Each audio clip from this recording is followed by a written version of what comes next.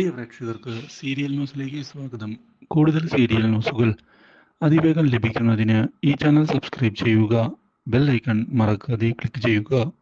Video ഇഷ്ടമായി എങ്കിൽ like ചെയ്യാൻ മറക്കരുത്. പ്രകാശൻ ഒടുവിൽ ഡ്രസ്സുമായി വന്നിരിക്കുകയാണ് കല്യാണിയെ കാണുന്നതിന്. നിനക്ക് നൽകാനാണ് ഈ ഡ്രസ്സ് ഞാൻ വാങ്ങിച്ചിരിക്കുന്നത്. നിന്റെ കുഞ്ഞിന് ഇത് സ്വീകരിക്കണം.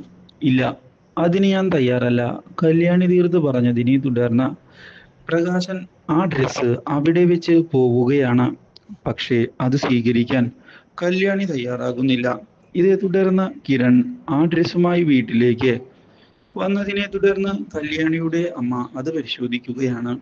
ഓ, നീ കുഞ്ഞായിരിക്കുമ്പോൾ ഇതുപോലൊരു ഡ്രസ്സ് നിനക്ക് അയാൾ വാങ്ങിത്തരണമെന്ന് ഞാൻ ആഗ്രഹിച്ചതാ. പക്ഷേ അയാൾ അതൊരിക്കലും ചെയ്തില്ല.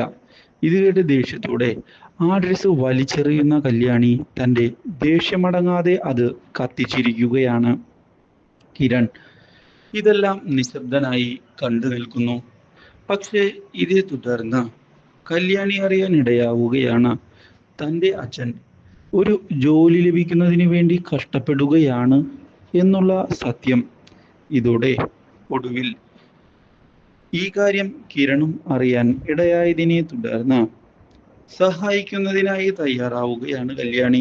പക്ഷെ പ്രകാശനോട് നിങ്ങളെ അച്ഛനായി ഞാൻ അംഗീകരിച്ചു എന്നൊരിക്കലും കരുതണ്ട. ഇത് ഒരു മനുഷ്യത്വം, അത്ര കണ്ടാൽ മതി എന്ന് പറഞ്ഞ് കല്യാണി പോകുന്നു. Do like, share and subscribe.